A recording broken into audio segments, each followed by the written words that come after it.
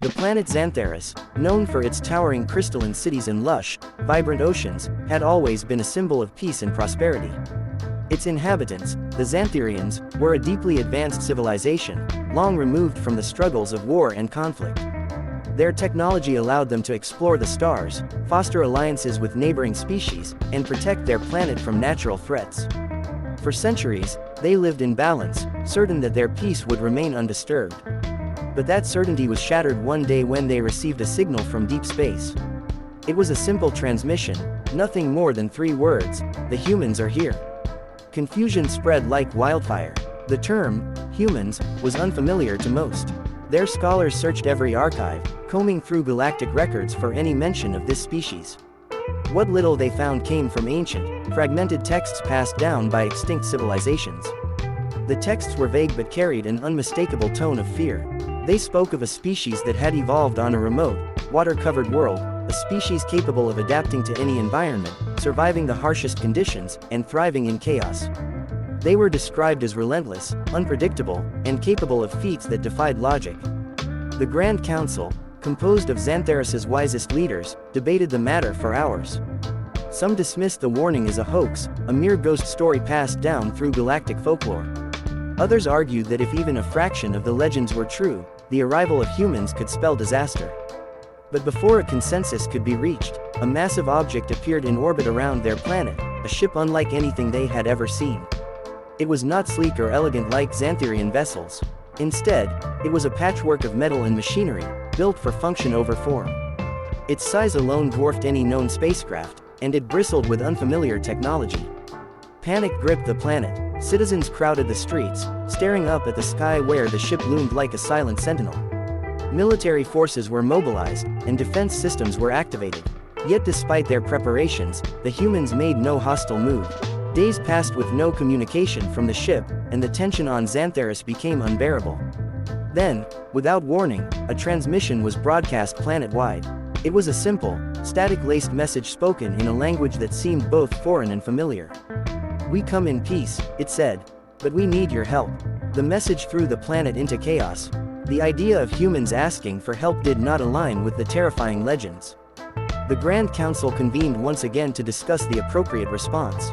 Many were skeptical, believing it could be a ruse to lower their defenses. Others, however, argued that if the humans truly needed help, ignoring their plea could lead to unintended consequences. After much deliberation, the council decided to allow a small delegation to land on the planet under heavy guard. When the human delegation finally descended from their ship, Xantherians were stunned. They were expecting towering, monstrous beings, but the humans looked surprisingly ordinary. They stood upright, with a strange mix of curiosity and caution in their eyes. Their leader, a woman named Captain Alara Mendez, stepped forward and bowed slightly as a sign of respect. She explained their situation. The human ship had been stranded in deep space after a catastrophic engine failure. They had drifted for months before stumbling upon Xantheris, hoping for aid. Captain Mendez's story seemed sincere, but doubts lingered. Some Xantherians believed that the humans were hiding something. Their military forces remained on high alert, ready to respond at the first sign of aggression. Yet as days passed, no threat materialized. The humans shared their technology, revealing innovations that even the advanced Xantherians found impressive. They worked tirelessly to repair their ship, cooperating with Xantherian scientists and engineers. Slowly, the fear began to subside, replaced by a cautious sense of trust. However, not everyone was convinced. High Elder Vrylik, one of the most influential members of the Grand Council, remained deeply suspicious. He had spent his life studying the rise and fall of civilizations and believed that the humans' reputation had not been earned without cause. He warned the council that history was filled with stories of species that appeared peaceful, only to unleash destruction once trust was gained. Despite his warnings, the majority of the council voted to continue aiding the humans. Just as it seemed peace had been established, disaster struck. A neighboring star system, home to the peaceful Arthurian race, sent a distress signal to Xantheris. Their planet was under attack by an unknown force, one that matched the descriptions of an ancient enemy known as the Clythar. The Clythar were a nomadic, warlike species that had ravaged countless worlds, leaving only destruction in their wake. They were thought to have disappeared centuries ago, but now they had returned. The Xantherians scrambled to respond, mobilizing their fleet to aid the Arthurians. Yet their forces were unprepared for the Clythar's brutal tactics. Within hours, the Arthurian homeworld had fallen, and the Clythar set their sights on Xantheris. As panic spread once more, Captain Mendez approached the Grand Council with an unexpected offer. "We've fought the Clythar before," she said. "We can help you stop them. But you need to trust us." The council was divided. High Elder Vrylik argued that allowing humans to lead their defense was too great a risk. Yet others saw no alternative. The Clythar were an unstoppable force, and humanity's experience could be the only thing standing between Xantheris and annihilation. Reluctantly, the council agreed. Captain Mendez and her crew took command of the defense, coordinating strategies and deploying tactics that the Xantherians had never seen before. When the Clythar fleet finally arrived, the battle was fierce. The skies above Xantheris burned with the light of countless explosions as ships clashed in orbit. Yet despite the odds, the combined human-Xantherian forces began to turn the tide. Captain Mendez's strategies were bold and unpredictable, catching the Clythar off guard. Slowly but surely, the invaders were driven back, their forces scattered across the void of space.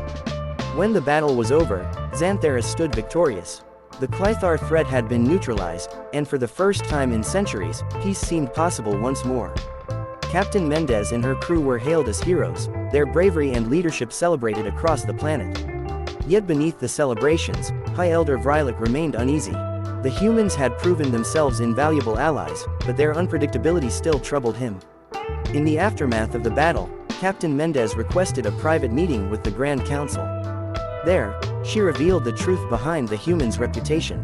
Long ago, humanity had nearly destroyed itself in a series of devastating wars. But from the ashes of their past, they had emerged stronger, determined never to repeat their mistakes. They had learned to adapt, to survive, and to protect those who could not protect themselves. "We don't seek war," Mendez said, "but we won't run from it, either." Her words left a lasting impression. The council, including High Elder Vrylik, began to see humanity not as a threat, but as a species forged by adversity. They were not harbingers of doom, they were survivors. And in a galaxy filled with unknown dangers, that resilience could be their greatest asset. As the humans prepared to leave Xantheris, an unspoken bond had been formed. They were no longer strangers, no longer the feared creatures of ancient legend. They were allies, bound by shared experiences and mutual respect. And though the future remained uncertain, one thing was clear: wherever humans went, the galaxy would never be the same again.